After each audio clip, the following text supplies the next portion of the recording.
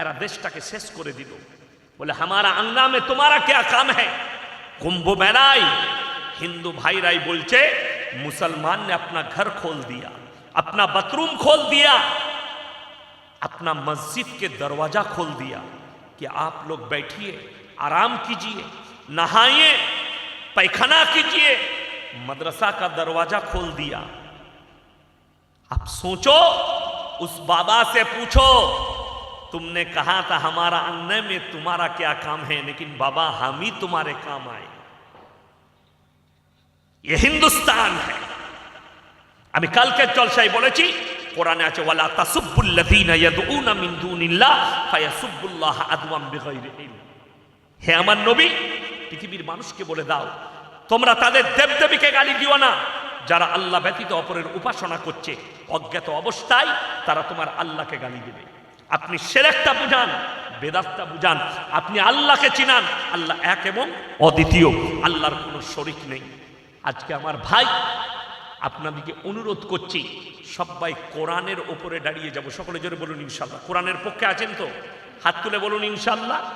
কোরআনের পক্ষে দাঁড়িয়ে যান, রসুলের আদর্শের পক্ষে দাঁড়িয়ে যান। হককে চিনতে শিখুন, না হককে ছুঁড়ে ফেলুন, তা না হলে কিয়ামতের দিনে কঠিন পাকড়াও হবেন। আজকে মুসলমান নিজেকে মুসলমান তো দাবি করে, আশিকে রসুল তো বলে, কিন্তু এতটুকু আদর্শ নেই। আপনি দেখুন, আমি এখান থেকে জলসা করতে করতে শুনতে পাচ্ছি এলাকায় যারা বোম ফাটাচ্ছে এরা মুসলিম। ঠিক বললাম না ভুল বললাম? আপনার মধ্যে আর অমুসলিমের মধ্যে কি পার্থক্য? সেই অমুসলিম ভাইরা তাদের ধর্ম পালন করে, তারা দেওয়ালিতে বোম ফাটায়, আর আপনি শবে বরাতে বোম ফাটাচ্ছেন। আপনার মধ্যে তাদের মধ্যে পার্থক্য কিচ্ছু নেই। তারা দেওয়ালিতে চারিদিকে লাইট লাগায়, আমরা শবে বরাতে মোমবাতি দেয় ঘরের চারিদিকে। বললেই বলবে খারাপ মৌলবি, গালি দেবেন। যদি কোনো বাপের বেটা মৌলবি স্টেজে আসুন আর কোরআন হাদিস থেকে দেখিয়ে দিবেন যে 14ই শাবান রাতের বেলায় হাদিসে আছে, কোরআনে আছে, বোম ফাটাবে, আল্লাহর কসম খেয়ে বলছি তোমার জুতোর মালা পড়ে যাব সেই মৌলবীর, সেই বাপের বেটা পীরের জুতোর মালা পড়ব যদি দেখাতে পারে বোম ফাটানো, যদি দেখাতে পারে 14ই শাবান শবে বরাতে হালুয়া রুটি করতেই হবে। আমি জীবনে আর বক্তব্য দেবো না। সমাজ শেষ হয়ে গেল। আপনাদেরকে বলি, কেউ যদি ইচ্ছাকৃতভাবে একটা রোজা ছাড়ে, সারা জিন্দগি রোজা রাখলে রোজার মাসুল দিতে পারবে? পারবে না। রমজান মাসের রোজা নিয়ে মারামারি নেই, কিন্তু শবে বরাতের রোজা নিয়ে মারামারি করছে। বায়ান খুলেন, মোবাইল খুলেন, গালি, মোবাইল খুলেন, গালি দিচ্ছে। ইয়াসিন গাল খাচ্ছে, অমুক খাচ্ছে, যারা সহি বক্তব্য দিচ্ছে তারা গাল খাচ্ছে, যারাই ভুল ধরে দিচ্ছে তারাই গাল খাচ্ছে। মা বোন তুলে, আমি গাড়িতে আসছি, মা বোন তুলে ফোনে গাল দিচ্ছে, মা বোন তুলে। তো যাদের আখলাক এটা, চরিত্র এটা, তাদের আমল কেমন হবে আপনারা বলুন তো? কেউ যদি ইচ্ছাকৃতভাবে ফরজ নামাজ ছাড়ে, বড় গুনাহ না ছোট গুনাহ? বড় গুনাহ। আমাদের দেশে 80টা লোক বেনামাজি। ঠিক বললাম না ভুল বললাম? 80টা লোক, 100-র মধ্যে 80 জন বেনামাজি। আপনাকে দেখিয়ে দেবো। কিন্তু কালকে শবে বরাতের রাতে গোটা 24 পরগনা, কলকাতা, হাওড়া, হুগলি, মেদিনীপুর, গুটকা খোরগুলো বাইক নিয়ে ছুটছিল, গুটকা খোরগুলো। আমি বললি খারাপ মৌলবি, তারা জীবনে নামাজ পড়ে না, কিন্তু শবে বরাতের রাতে ওই যে আমাদের দিদি বলে দিয়েছে প্রশাসনকে, আটকাবি না, সব অলিগুলো ঘুরে বেড়াচ্ছে, সব আউলিয়া মাল, সারা রাত ঘুরবে ওরা, গুটকা খাচ্ছে, ই খাচ্ছে, কবরস্থানে একবার করে যাচ্ছে, জান্নাত রেডি। এই তো চলছে আমাদের দেশে। আমি বললি খারাপ মৌলবি। আপনি ভেবে দেখুন, যে লোক সারা জিন্দেগি নামাজ পড়ল না, একটা ছেলে মাধ্যমিক পরীক্ষা দিবে, মাথায় রাখবেন, কোনো পরীক্ষা দেয়নি, খালি কর্মশিক্ষা হাতের কাজ নিয়ে চলে গেছে। ভেবে দেখুন তাকে মাস্টার কত নম্বর দিবে? কি বলবে? যদি বলে অঙ্ক পরীক্ষা, বলে মুখ দিয়ে ধুঁয়ো বেরোচ্ছিল। ইংরেজি বলে আমার বোনের বিয়ে ছিল, বলে কোনো পরীক্ষা না স্যার, কোনো পরীক্ষা দিই না, খালি এই হাতিটা করলিয়েছি। তাকে কি বলবে? ঝাঁটাটা খুঁজে নেয়, ঝাঁটা করে নম্বর দেবো। তো কবরে যদি ফেরেশতারা জিজ্ঞেস করে ফরজ নামাজ, না ওটা করতে পারি না, শবে বরাতে ওই 80-82 রাকাত পড়েছি, বলে তুই রেডি হ, এমনি নামাজ পড়ে নাই, শবে বরাতে রাতে 82 রাকাত পড়েছে। কষ্টটা ওই জায়গায়। ইমানদারির সঙ্গে বলুন, কোন বাপের বেটা মৌলবি যদি বলতে পারে শবে বরাতে রোজা না রাখলে গুনাহ হবে, কেউ বলতে পারবে? নিসফে শাবান, এই শাবান মাসে আপনি রোজ রোজা রাখতে পারেন, এটা রাসূল সাল্লাল্লাহু আলাইহি সাল্লামের আদর্শ। আপনি রোজ রোজা রাখুন, কিন্তু শবে বরাতে রোজা রাখতেই হবে, শাবানে রোজা রাখতেই হবে। এই মর্মে যদি একটা হাদিস কোন বাপের বেটা মৌলবি দেখাতে পারে, আমি জীবনে আর বক্তব্য দেব না। কষ্ট ওইটাই, হাদিস আপনার কাছে নেই। কেন?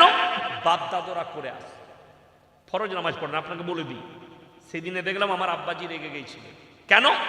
জানাজার নামাজ, জোহরের নামাজে পড়ে জানাজা, নামাজ পড়ে মসজিদ থেকে বেরিয়েছি, 4 কাতার মাল দাঁড়িয়েছে, তারা কেউ নামাজ পড়ে না।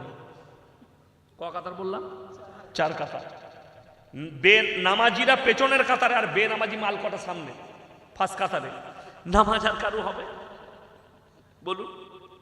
ওই তো আমাদের দেশে 3টে কোয়ালিটির নামাজি আছে, একটা হচ্ছে 5 ওয়াক্তের, একটা জুম্মার, আর একটা ঈদ বকরা ঈদের।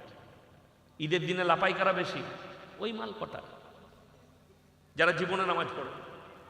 যদি 1 মিনিট মানে 30 সেকেন্ড আগে যদি জামাত দাঁড়িয়ে যায়, নামাজের পরে ওরাই মারামারি করবে, হ্যাঁ নামাজটা ছাড়া গেল, আগে ডাল কুড়ি দিলি। হ্যাঁ, কিন্তু খোঁজ নিয়ে দেখুন, ও হারাম করে আর নাই, সাথে ঈদগাহে এলো, তারপরে আর নাই। আপনি বলুন তো, কেউ যদি এখানে মৌলবীরা বসে আছে জানাজার নামাজ ছেড়ে দেয়, গুনাহ আছে? গুনাহ নাই। কিন্তু ইচ্ছাকৃতভাবে মসজিদের বাইরে উজু করে দাঁড়িয়ে থেকে যদি কেউ ফরজ নামাজ কাজা করে, গুনাহ আছে না নাই? বড় গুনাহ, ছোটখাটো গুনাহ নয়, বড় গুনাহ। অথচ ইচ্ছাকৃতভাবে উজু করে দাঁড়িয়ে থেকে মসজিদের পাশে নামাজ কাজা করছে।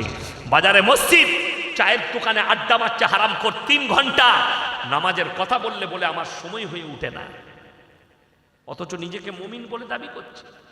এরকম হাজারো আমাদের দেশের 1 শ্রেণী নামাজি আছে, 1 শ্রেণীর ভালো লোক, নামাজ তো পড়েই না, রোজা তো রাখেই না, চায়ের দোকানে কি বলে জানেন? আমরা নামাজ না পড়তে পারি, গ্রামে আমি ভালো লোক। এরকম লোক আছে না নাই? হ্যাঁ, ইমান ঠিক আছে আমার।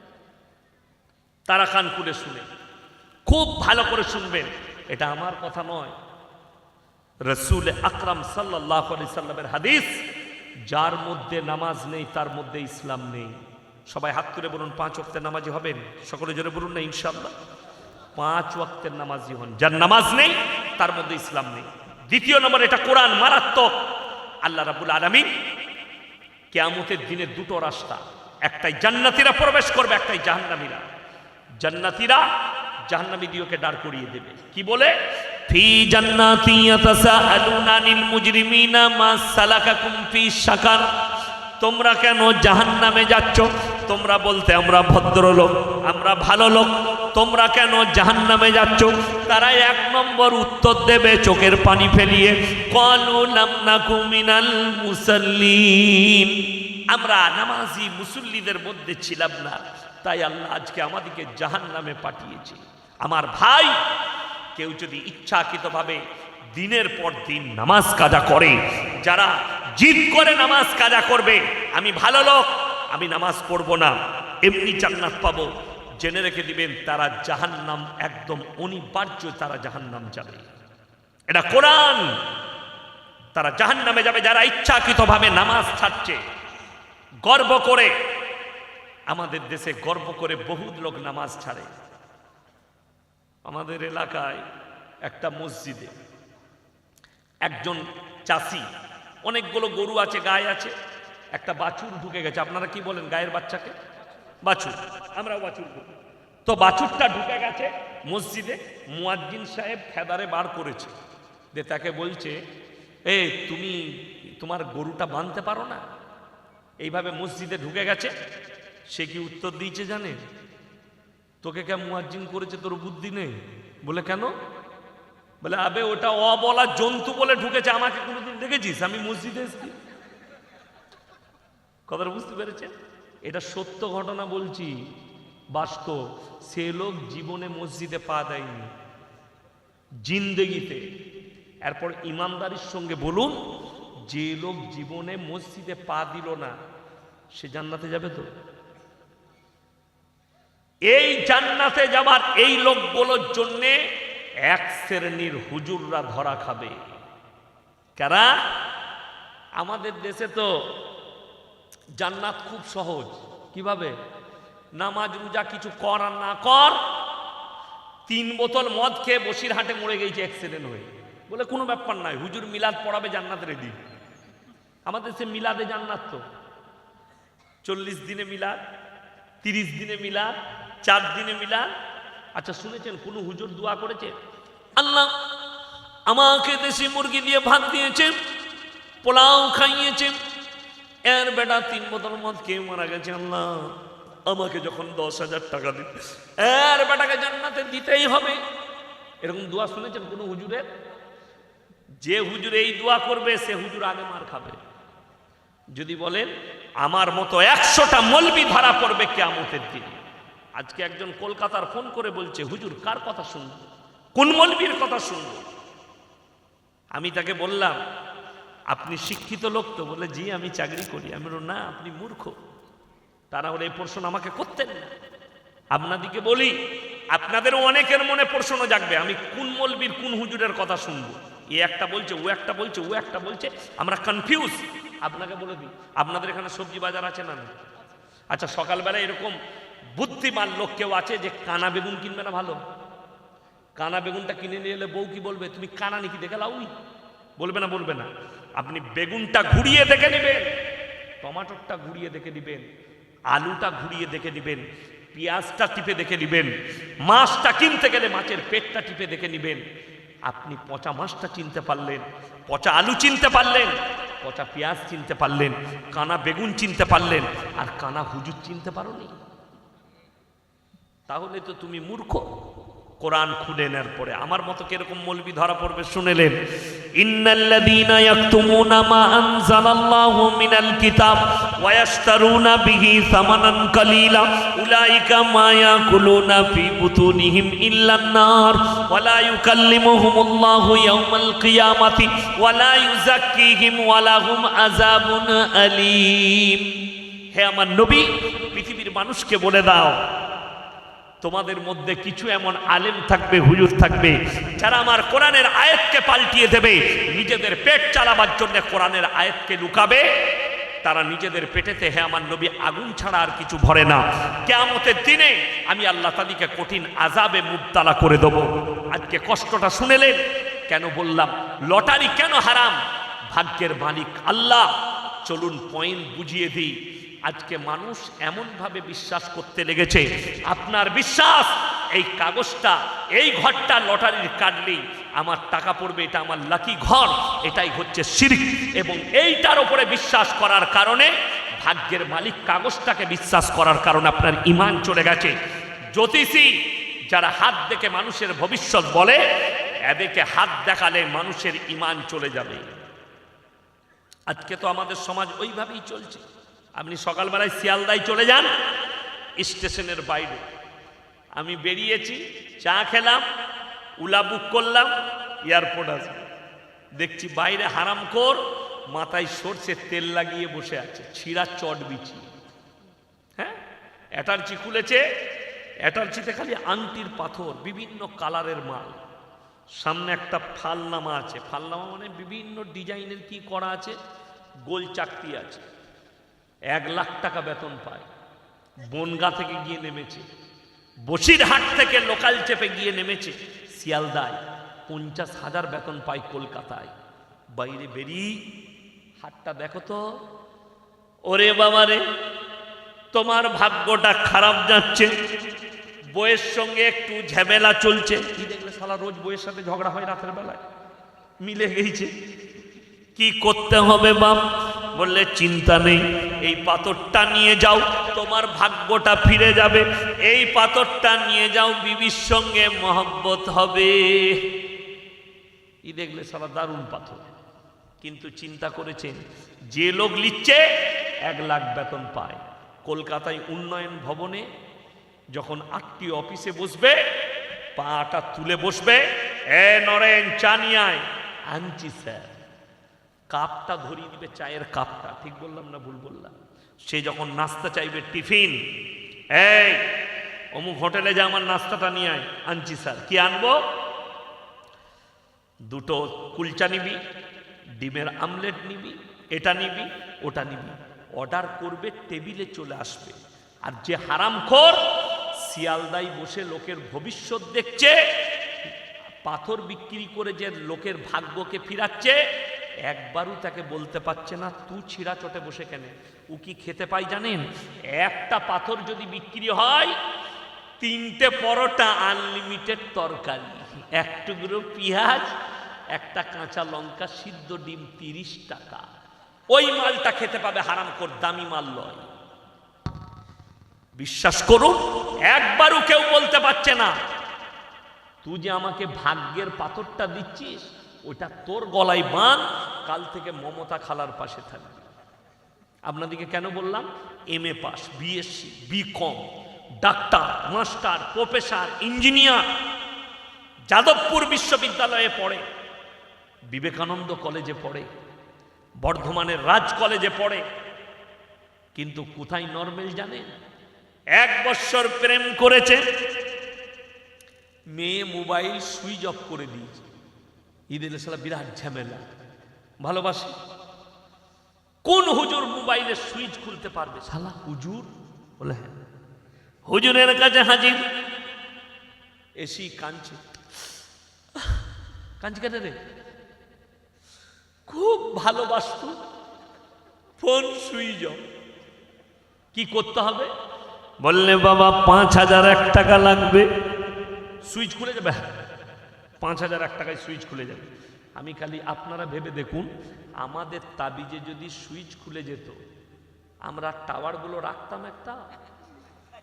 তোরা যা পাপ করছিস, টাওয়ারগুলো এমনি উড়িয়ে দিতুম তাবিজ মেরে। কষ্টের বিষয়। সে যখন দেখলে শালা হুজুর তো মোবাইলের সুইচ খুলে দিতে পারবে তাবিজ মেরে, আরো কোনো লাইন আছে নাকি দেখি। বললে হুজুর মেয়েটাকে কি আমার কাছে এনে দিতে পারবেন? বললে বাবা ওটাও হয়ে যাবে, কিন্তু 20,001 টাকা লাগবে। শালা ওই লাইনটাও আছে। দিয়ে দেখলে 20,000 জোগাড় করতে হবে, পয়সা তো নাই, কলেজে পড়ে। ঘরে গিয়ে দেখলে মায়ের 5টা ছাগল আছে, রাতের বেলা হারাম করে চুরি করে বেচে দিয়েছে। যা বুঝে সকাল। আপনারা শুনেন নাই গত 3 দিন আগে কি হয়েছে? চোর ধরা পড়েছে। 14ই ফেব্রুয়ারি ভ্যালেন্টাইন ডে। গার্লফ্রেন্ডকে গিফট দেবে বলে ছাগল চুরি করতে গেল, আরাম করে ধরা পড়েছে। হ্যাঁ রে, এমন প্রেম করলি ছাগল চুরি করতে হচ্ছে? তোবা তোবা তোবা, নাউজুবিল্লাহ। বলে 20,000। আপনারা ভেবে দেখুন তো, যদি 20,000 টাকা হুজুরকে দিলে, হুজুরের তাবিজ যদি মেয়েটা তোর কাছে চলে আসে, তা তোর কাছে আসবে কেন? সে তো হুজুরের কাছে আগে যাবে। আর আমরা ইমামতি করতাম না। কথাটা বুঝতে পারেন নাই? আমাদের তাবিজে মেয়ে পাওয়া গেলে আমরা মৌলবীরাকেও ইমামতিও করতাম না, মাদ্রাসাতেও থাকতাম না, আর আমি এখানে জলসাও করতে আসতাম না। কেন? তাবিজ আমাদের কাছে। খালি খোঁজ লাগাতাম, বড় লোক কে আছে, বাপের একটা বিটি, মার তাবিজ আর টেনেলে বড় লোকের জামাই, কিচ্ছু করা লাগবে না। কথাটা বুঝতে পারেননি? বড় লোকের জামাই। পাগল মানুষ এসে আপনার বাজারে দেখিয়ে দেবো, বসিরহাটে দোকান করেছে, সারা দিনে 20,000 টাকা রোজগার করে, 3 কুড়ি 60, মাসে 6 লাখ টাকা ইনকাম করে। অথচ তার ইমামের বেতন 6,000। ইমামকে গিয়ে বলছে হুজুর একটা বরকতের তাবিজ দিন তো। এবার হুজুরের তাবিজে তোর দোকানে বরকত হলে তো হুজুর আগে বড় লোক হবে। কথা বুঝতে পেরেছেন না পারেননি? আমাদের তাবিজে যদি, আচ্ছা এরকম পৃথিবীতে দামি লোক কেউ, বোকা লোক কেউ আছে যে লোককে বড় লোক করে নিজে গরিব থাকবে? তাবিজে যদি বড় লোক হওয়া যেত, সব থেকে পশ্চিম বাংলার ব্র্যান্ড নাম্বার 1 দামি রাইস মিল কোথায় জানেন? কোথায়? শুধু বর্ধমানে নয়, গলসি থানায় আমার বাড়ির পাশে টিভিতে অ্যাড দেয় লাল বাবা গোল্ড। পশ্চিম বাংলার নাম্বার 1 চাল, ব্র্যান্ড। ওদের চালের সব থেকে দাম বেশি এবং ভালো চাল, সব থেকে নাম্বার 1 চাল লাল বাবা গোল্ড। কিনে খাবেন, বুঝতে পারবেন। লাল বাবা গোল্ডের স্বর্ণ, আপনার বিরিয়ানির রাইস, যেটা নেবেন সব দামি মাল আমার বাড়ির কাছে। সেই রাইস মিলটা তাদের কি করে হতো? তাবিজে যদি বরকত হতো, তাবিজ মেরে বাপ বেটা কেড়ে নিতাম রাইস মিলটা। কথাটা বুঝতে পারেননি? তাহলে ওদের হবে কেন? কষ্টটা ওই জায়গায়। হুজুরের ওই যে বাবার কাছে কিচ্ছু নাই, বাবা ভিখেরি, কিন্তু বাবার তাবিজে বড় লোকদের কোম্পানিগুলোই বরকত হচ্ছে। এটা সমাজকে কে বুঝাবে? আমার ভাই, অথচ আপনি আল্লাহর উপরে ভরসা করেন না। রাসূল আকরাম সাল্লাল্লাহু আলাইহি সাল্লাম হাদিস বর্ণনা করলেন, যারা 5 ওয়াক্তের নামাজি হবে তাদের রুজিতে আল্লাহ মৃত্যুকাল পর্যন্ত কোনোদিন কমি দিবেন না। জোরে বলুন সুবহানাল্লাহ। আপনি আপনার খাবারে বরকত পাবেন, মালে বরকত পাবেন, জানে বরকত পাবেন, সাহাতে বরকত পাবেন, সব জিনিসে বরকত পাবেন। মৌলবীদের কাছে কোটি টাকার ব্যালেন্স নেই, কিন্তু আল্লাহর কসম আল্লাহ ইজ্জতের রুজি দেয় যেখানে যায়। ঠিক কিনা? আপনাদের লেগে কি রান্না করেছে এই কমিটি ছেলেরা আমি জানি না, আমাদের লেগে মুরগি আর বলবো না কি ছিল, কি বুঝলেন? ওটা আমাদের দাস্তারখান। আমি সেই গত রমজানের পরে আমি গুজরাট আর মুম্বাই সফর ছিল আমার প্রোগ্রাম, তো আমি গুজরাটে সফর করছি। তো যে সেটের বাড়িতে ছিলাম আমাকে বললে হুজুর হোটেলে খাওয়াতে নিয়ে যাবো, দামি হোটেল, সিগ্রিন হোটেল, বিরাট হোটেল। ঢুকালো, আমাকে খাবারের চারটা দিয়ে দিলে, হুজুর অর্ডার করুন। আমি বলি দুধ, আমরা মৌলবি, আমাদের আল্লাহ তকদিরে লিখেছে লোকের ঘরে খাবি, তুমি যা অর্ডার করবে হালাল করো, খাবো। দিয়ে কাঁচের গিলাস লম্বা, তার ভেতরে মালাই দিয়ে টেংরি। আমি বলি এটা কি? বলে মালাই কুফতা। আমি সামনে জীবনে শুনি নাই, নিয়াই মালটা। চালিয়ে দিলাম, আল্লাহ তকদিরে লিখেছে। কি বুঝলেন? খেলাম আর আল্লাহকে বললাম, আল্লাহ গো তুমি হচ্ছ রুজির মালিক। বোম্বেতে আমি মাহিম যেখানে দরগা আছে, বড় দরগা মাজার, সেখানে আমি ফালুদা খেতে গেছিলাম। বাবা ফালুদা, বিখ্যাত ফালুদা, মুম্বাইয়ের বাবা ফালুদা, আর্টিস্টরা বিদেশ থেকেও খেতে আসে। তো ওখানে আমি দাঁড়িয়ে আছি, মুর্শিদাবাদের একটা ছেলে আমাকে চিনতে পেরেছে, তো ও ছুটে চলে এসছে আমার কাছে। তো আমাকে এসে জিজ্ঞেস করছে, আপনি কি ইয়াসিন সাহেব? আমি বললাম হ্যাঁ। তো বললে, মলি সাহেব আমার একদিন দাওয়াত কবুল করতে হবে। কবুল করব। আমাকে হোটেলে নিয়ে গেল। খাওয়া দাওয়ার পরে বললে, ভাই সবচেয়ে बढ़िया वाला दामी होटल, बोले सबसे बढ़िया वाला आइसक्रीम निकालो जो है। बोले आज ही एक तो आइसक्रीम आया है दुबई से, एक आइसक्रीम का 800 रुपया कीमत है। बोले वही दो मौली साहब। আমি আল্লাহকে বললাম, আল্লাহ আমরা গরিব মানুষ, মৌলি সাহেব 11,000 বেতনে কাজ করি, তার বিলটা দেখলাম, কত বিল হলো জানেন? 7,000 টাকা বিল হলো। আল্লাহকে বললাম, আল্লাহ তোমার শুকর আদায় করছি, রুজির মালিক তুমি, ইজ্জতের সঙ্গে রুজি তুমি দান করো। তার লেগে দোয়া করলাম, আল্লাহ তুমি আর কারোবারে বরকত দাও। বিদেশে ছেলে পাঠায়, অফিস আছে ওখানে, খুব কাছের বন্ধু। সেদিন থেকে বন্ধু আমাকে প্রায় ফোন করে। আমি তাকে বলেছি আমাকে ফোন করলে রাত 12টার পরে ফোন করবে। আমি 12টার পরে জলসা করি না, গাড়ি ছেড়ে দিই, গাড়িতে কথা হবে। সেদিনই রাত 12টার পরে ফোন করেছিল আমাকে, অনেকক্ষণ কথা বললাম। কবে আসছে? খেতে ইচ্ছা করছে আপনাকে নিয়ে। আল্লাহর কৃপায় এই মৌলবীরা যারা চাকরি করে, মসজিদে থাকে, আপনাকে বলে দিই একটা কথা, কোটিপতি লোক গ্রামের মোড়ে গেলে জানাজা নামাজটা কে পড়াবে? ফিরহাদ হাকিম তো কথা বলে না, ওই 5,000-এর মৌলী সাহেব পড়াবে। ঠিক কিনা কথা বলেন? তাহলে আপনার দাম কি? আপনি ভেবেলেন যারা কোরআনের ইলম হাসিল করেছে, যারা দ্বীনের উপরে প্রতিষ্ঠিত আছে, আল্লাহ তাদের ইজ্জত দিয়েছে। জোরে বলুন সুবহানাল্লাহ। আপনি দ্বীনের উপরে প্রতিষ্ঠিত হন। আজকে মুসলমান শুনে রেখে দেন, বেঈমান কাফেররা ঠান্ডা মাথায় আপনাকে পাপে লিপ্ত করছে। রাসূল আকরাম সাল্লাল্লাহু আলাইহি সাল্লাম হাদিস বর্ণনা করলেন, আখরি জামানায় বর্বরতার যুগের পাপগুলো মডেলিং হয়ে তোমাদের কাছে ফিরবে, তোমরা অনুভবও করতে পারবে না। সেগুলো সব মডেলিং হয়ে তোমাদের কাছে এসে দাঁড়াবে, তোমরা অনুভবও করতে পারবে না, এমন ভাবে মডেলিং আসবে। শুনে রেখে দেন, তার মধ্যে নাম্বার 1, ভারতের সুপ্রিম কোর্ট রায় দিয়েছে কিসের? সমকামী লিগেল। ভারতে কি লিগেল বললাম?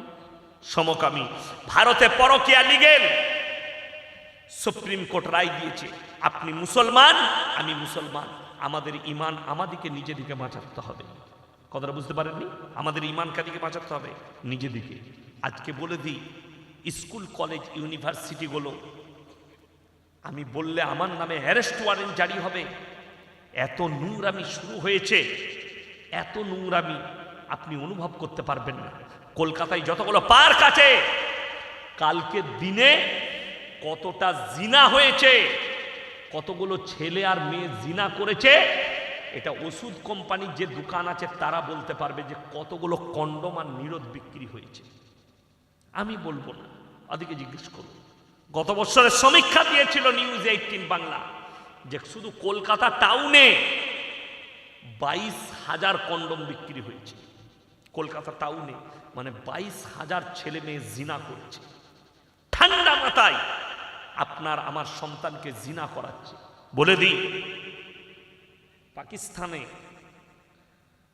3 মাস আগে একটা বড় কনফারেন্স হয়েছে, পৃথিবীর বড় বড় স্কলাররা।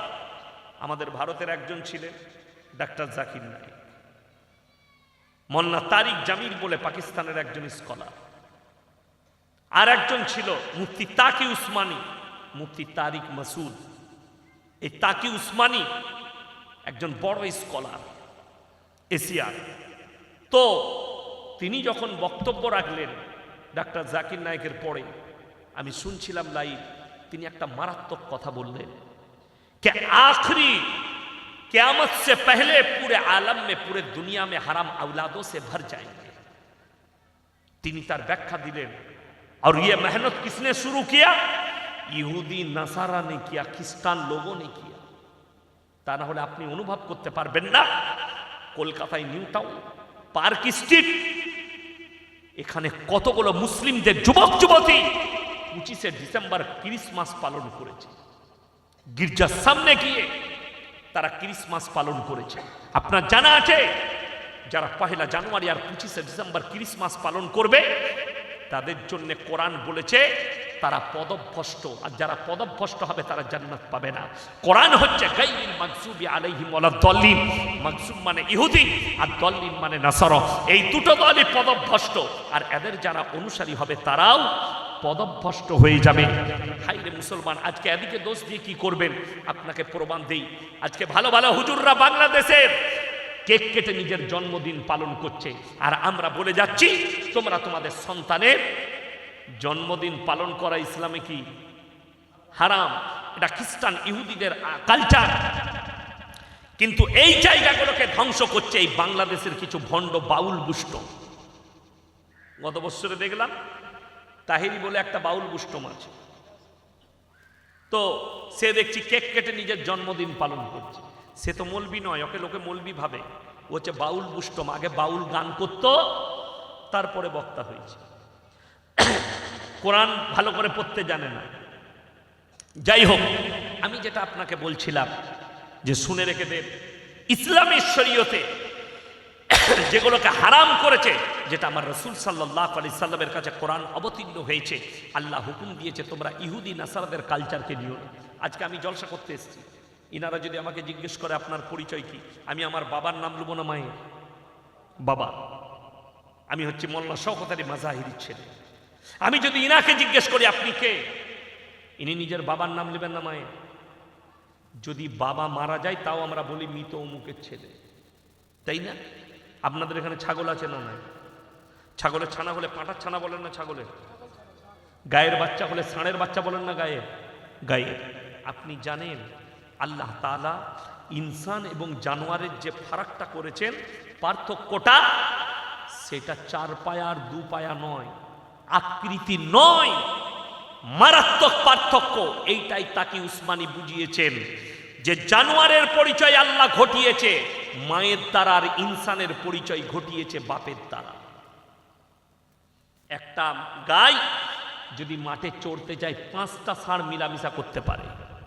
কার বীর্য থেকে বাচ্চা হয়েছে এটা আল্লাহ ছাড়া কেউ জানে না।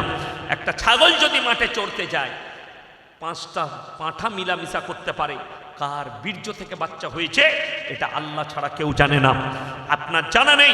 যাদের কাছে গুগল আছে সার্চ করে নেবেন, লন্ডন, আমেরিকা, জাপান, জার্মান, উত্তর কোরিয়া, দক্ষিণ কোরিয়া, চাইনা, ব্রাজিল, অস্ট্রেলিয়া, স্পেন, যতগুলো বেঈমান কাফেরের দেশ আছে তারা তাদের পার্লামেন্টে পাস করিয়েছে, এরপর থেকে যতগুলো বাচ্চা জন্ম নেবে তারা যদি চায় মায়ের পরিচয়ও বাঁচতে পারে, তাদের বিবাহের প্রয়োজন নাই, রিলেশনশিপে থাকবে। অনেক ছেলে ভক্ত আছে যারা ফুটবল খেলে, ফুটবল খেলা দেখে। আর্জেন্টিনার একটা দামি প্লেয়ার, তার নাম হচ্ছে লিওনেল মেসি।